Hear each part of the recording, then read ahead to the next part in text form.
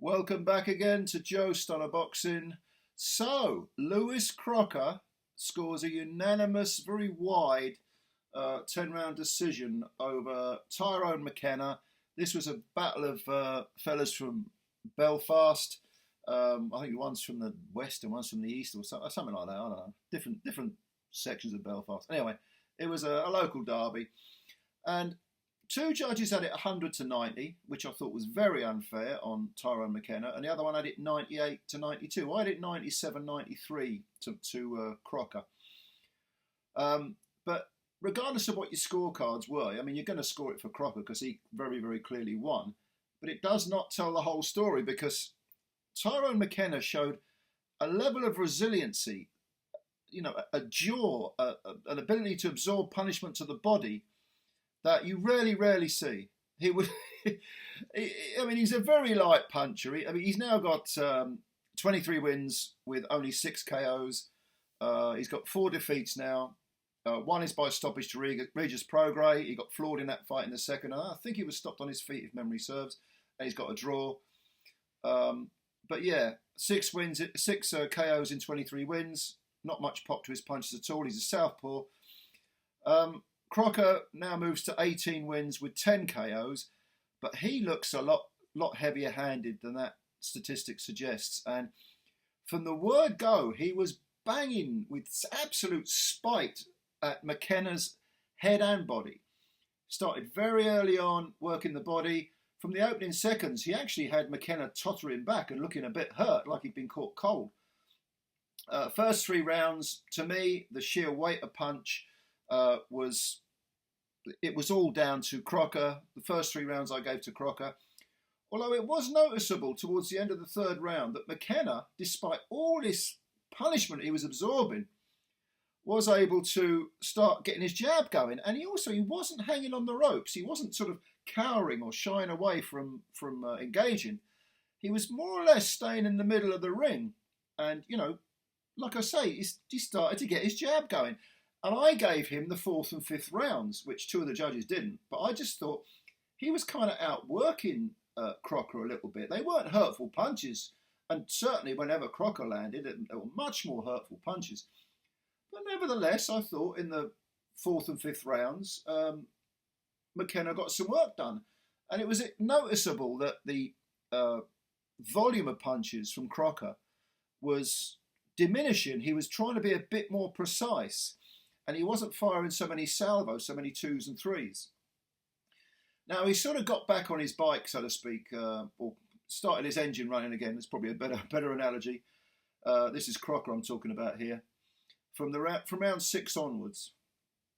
And he really started to, I say he started to bust up McKenna. He was doing it from the word go, really. But he kind of found his rhythm again. And McKenna, it was all he could do to really stand his ground and show a level of defiance, like I say, that you're not going to really see in many fights.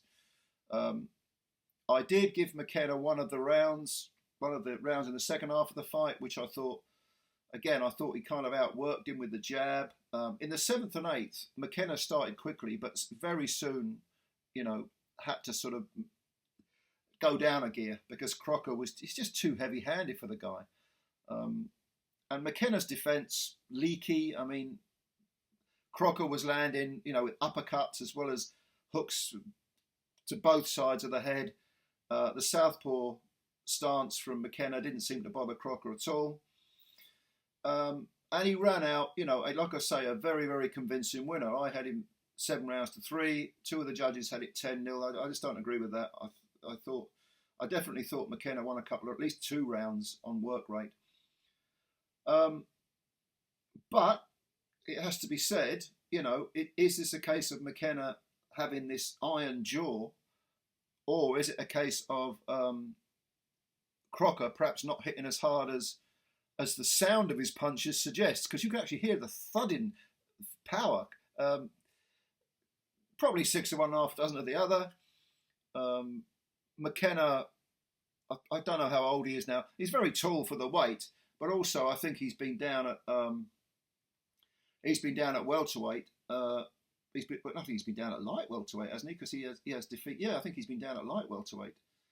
Look, even though he was taller, he was 6'1". He did look physically not as strong as Crocker. Crocker looked more like a sort of natural welterweight to me. But yeah. I mean, Crocker is 26, so he's got a fair bit of time now to sort of build on this win. He did pick up one of those WBA European things. He'll probably try and defend that a couple of times, I'd imagine. Maybe get a few more 10 rounders under his belt. His record isn't full of killers, you know. I mean, he's got some decent domestic level fighters on his record, like Lewis Green, John Thane, and he's done okay. I mean, he beat Dennis Ilbay. He beat him on over 10 rounds. That was a unanimous decision.